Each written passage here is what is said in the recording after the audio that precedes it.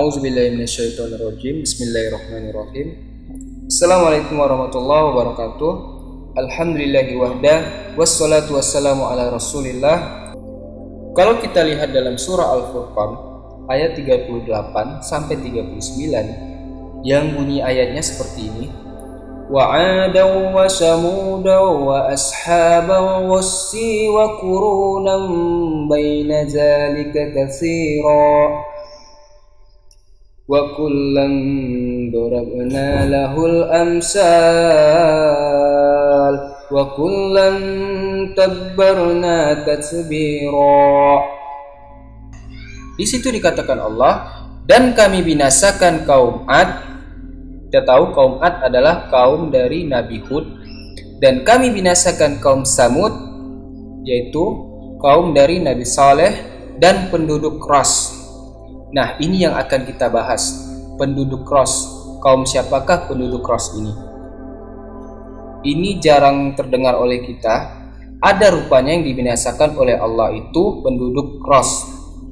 Ada banyak lagi generasi-generasi di antara kaum tersebut, dan kami jadikan bagi masing-masing mereka perumpamaan, dan masing-masing mereka itu benar-benar telah kami binasakan dengan sehancur-hancurnya.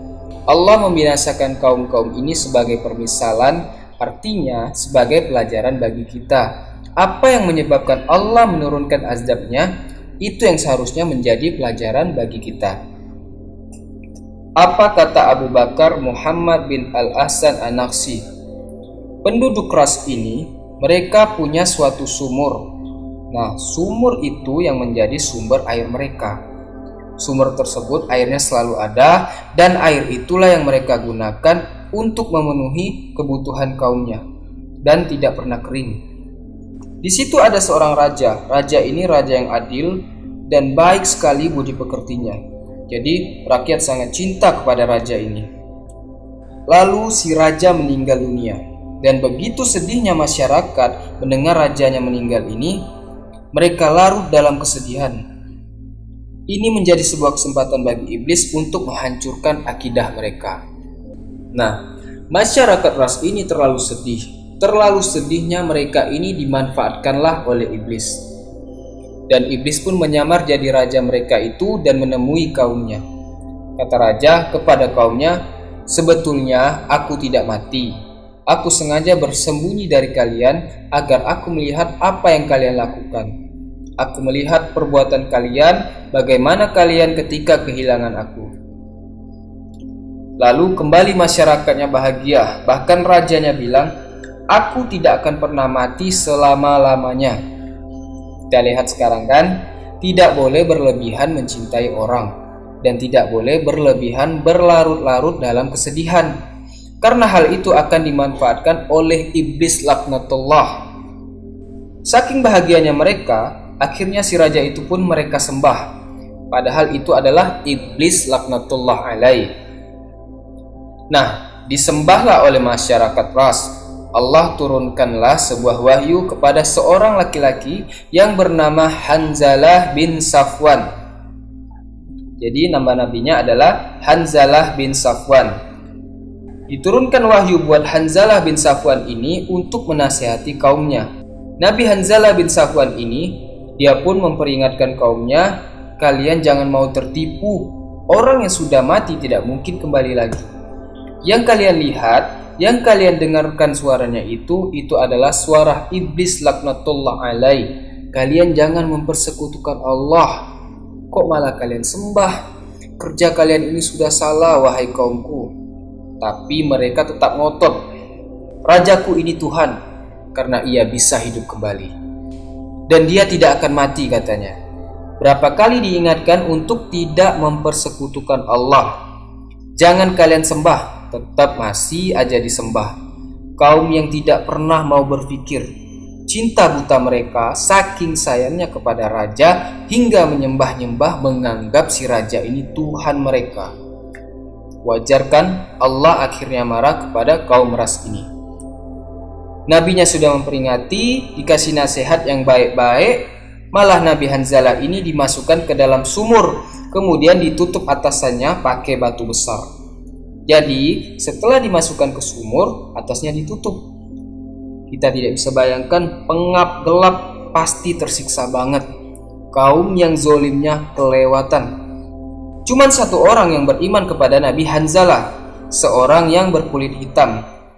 Jadi di setiap harinya itu dia mencari kayu bakar, kemudian dijualnya ke pasar. Hasilnya dia beli makanan, dan dengan sembunyi-sembunyi diangkatnya batu itu, dia kasih makan Nabi Hanzalah. Terus seperti itu, dan itu berlangsung sampai menjelang ia ketahuan. Nah, akhirnya begitu ketahuan, mereka berdua ini akhirnya dibunuh oleh penduduk Ras. Nabi Hanzalah dibunuh, pria kulit hitam itu pun dibunuh oleh kaum Ras. Kita lihat di sini apa? Sekalipun kita ini orang baik, kalau kita memberikan suatu nasihat yang benar kepada orang yang menentang kepada kita, takdir bisa berkata lain. Kita juga bisa disakiti, kita bisa dibunuh. Tetapi matinya kita mati syahid, karena mati di dalam kebenaran, walaupun dengan cara penyiksaan. Inilah yang dirasakan oleh para nabi-nabi yang dibunuh oleh kaumnya sendiri.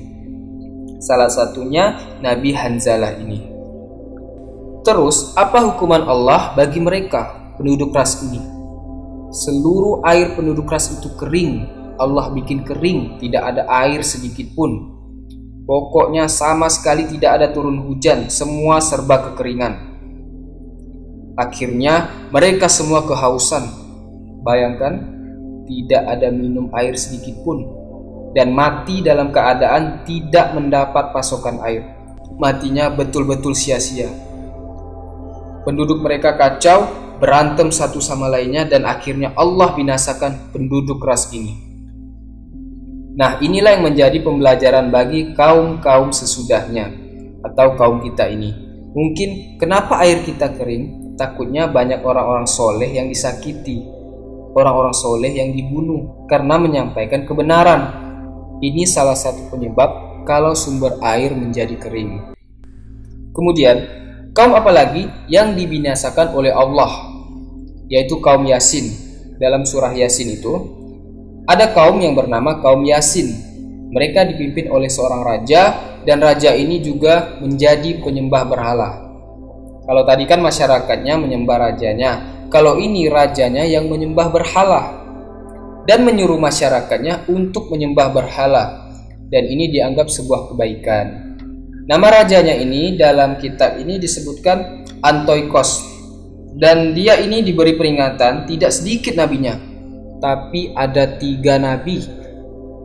Nama-nama nabi itu Nabi Sadiq, Masduq, dan Saluk. 3 sekali nabi yang turun untuk memperingati kaum Yasin ini. Tapi apa yang mereka lakukan kepada 3 nabi ini? Justru kaum Yasin menganiayanya, merajamnya. Apa kata para nabi ini kepada Raja Antiochos ini? Wa ma alaina ilal balaghul mubin. Kewajiban kami ini tidak lain hanyalah menyampaikan perintah Allah dengan jelas. Maksud dengan jelas itu bagaimana? Kan yang kami sampaikan bisa dicerna, tidak bisa terbantahkan. Apa maksud kalian menyembah berhala ini? Biasa kalian buat berhala ini dari kue, tapi habis itu kalian makan, kalian panggil dia, dia tidak mendengar. Kalian yang buat, kalian sembah dia sendiri. Bukankah hal ini yang tidak masuk akal? Lah, kami berikan kalian keterangan yang jelas. Sembahlah Allah yang telah menjadikan langit tanpa tiang. Jadi diterangkan dengan jelas. Malah yang mereka katakan apa? Sesungguhnya kami ini bernasib malang gara-gara kamu. Kamu memperingati kami seperti ini, malang hidup kami. Maka mereka menyambung lagi, sesungguhnya jika kamu tidak berhenti menyuruh kami, akan kami rajam kamu. Rajam itu kan dilempar pakai batu sampai mati ya. Jadi kalau tidak berhenti kami rajam, kata kaum Yasin kepada ketiga nabi itu. Terus apa kata nabi ini? Kemalangan kamu itu karena kamu sendiri. Jadi tidak ada hubungannya dengan kami. Masa kalian diberi peringatan yang baik, malah kalian bilang kalian menderita. Nah, setelah terjadi perdebatan, dari jauh datang namanya Habib Al-Nazar. Ya qaumi tabi'ul mursalin, hai kaumku, ikutilah utusan-utusan itu. ittabi'u ma la yas'alukum ajra wa hum muhtadun. Ikutilah orang yang tidak meminta balasan upah kepadamu dan mereka mendapat petunjuk. Setelah itu kata Habib Al-Najjar, inni amantu bi rabbikum fasma'un. Sesungguhnya aku telah beriman kepada Tuhanmu, maka dengarkanlah pengakuanku. Langsung beriman dia. Jadi masyarakat tidak ada yang mau. Tapi Habib Al-Najjar ini mau beriman. Aku beriman kepada Tuhan kalian. Gara-gara inilah mereka semua dibunuh. Hingga Nabi Allah dibunuh dan Habib Al-Najjar pun dibunuh oleh kaum Yasin.